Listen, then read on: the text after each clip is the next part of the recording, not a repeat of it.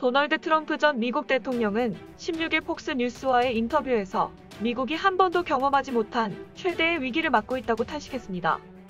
지금도 불법 이민자들이 남부 국경으로 물밀듯 밀려든다며 이러다간 2021년과 2022년에 미국이 치명적인 위협에 직면하게 될 것이라고 경고했습니다.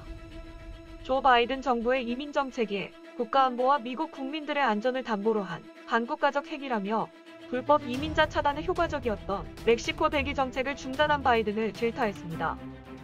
바이든 정부 50일 동안 26,700여 명의 불법 이민자가 미국으로 유입됐고 불법 입국자 10만여 명을 체포했을 만큼 심각한 이민 사태에 직면해 있습니다. 미국 세관 및 국경보호국에 따르면 17일 하루 만에 텍사스 리오 그란데를 횡단하던 불법 이민자 3그룹이 체포됐는데 첫 그룹은 110명, 두 번째 105명, 세 번째는 105명입니다. 미국도 안보부는 10일 남부 국경에서 20년 만에 가장 많은 불법 이민자를 만나게 된다며 이런 상황이 가속화될 것 같다고도 말했습니다. 바이든의 대중 정책 또한 분명하고 확실했던 트럼프와 달리 양면성을 띠고 있어 혼란스럽다는 지적이 잇따릅니다. 에포크타임스가 최근 보도한 중국 전문가 청샤오능의 분석에 따르면 지금의 미 대중 정책은 오랫동안 존재한 판다 친선파와 판다 저지파의 대립으로만 설명하기엔 여의치 않습니다. 청샤오능은 지금 미국 정책에는 위국파, 매국파, 해국파 이 세 파가 분립해 있다고 진단했습니다.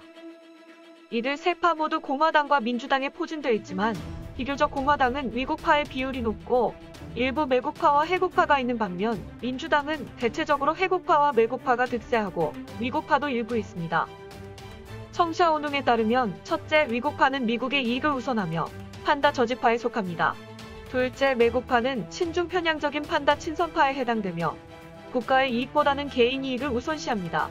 이들은 미국을 나약하게 만들고 적을 강하게 만드는 대중정책으로 매국 행위를 합니다. 하지만 이들 중에서도 중공의 음험한 실체를 깨달은 일부 사람은 위국파로 전환하기도 합니다. 셋째, 해국파는 주로 정치적 올바름 가치관으로 중무장돼 있습니다. 이들은 판다 친선파처럼 중공과 이해관계가 얽히지 않았어도 자신의 파벌로 정치적 올바름을 앞세워 미국을 해치는 정책을 밀어붙이곤 합니다. 소위 전제 정치를 실현한다는 겁니다.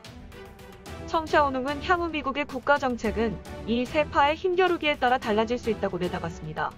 전통적으로 국방 문제는 위국파가 득세하고 경제무역과 금융정책에서는 내국파의 영향이 상당하다면서 향후 미중 관계에서 군사적 측면을 제외한 다른 측면에서는 항상 구체적인 분석이 필요한 교차적이고 복잡한 국면에 직면할 수 있다고 진단했습니다. 말하자면 모든 정책이 명확했던 트럼프와 달리 바이든은 군사, 첩보, 정치, 경제적 측면에서 어느 정도 모순된 결정을 내릴 수 있다는 것입니다. 예를 들어 위국파가 국방과 국가안보 강화를 요구하면 내국파와 해국파가 말로는 반대하지 못해도 실질적으로는 자신을 나약하게 만들고 적을 강하게 만드는 정책을 밀어붙일 수 있다는 겁니다. 청샤오능은 또 중공이 지난해 10월 국방법 개정 초안에 발전 이익이 위협받을 경우 전국 총동원 및 국지적 동원을 명시한 것은 전쟁도 불사한다는 위험한 신호라고 지적했습니다. 더구나 국방법의 발전 이익을 명기한 것은 외부의 군사적 위협이 아니어도 경제 발전을 저해하는 대상과는 전쟁도 불사하겠다는 의미라는 겁니다.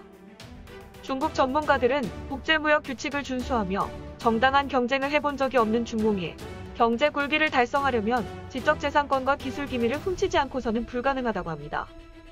사실 중공은 일찌감치 정치, 경제, 군사, 문화, 언론, 교육 등 미국 사회를 이끄는 구석구석에 침투하면서 자신들의 승리를 장담했을 수 있습니다. 하지만 청샤오능은 현재 미국의 군사, 경제력은 중공을 압도적으로 위협하기에 충분한 수준이지만 실질적으로 중공의 향후 행보는 바이든 당국의 대중정책에 달려있다고 진단했습니다.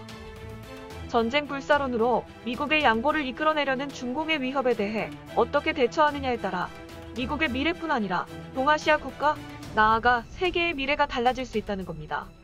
지금까지 미디어파이였습니다.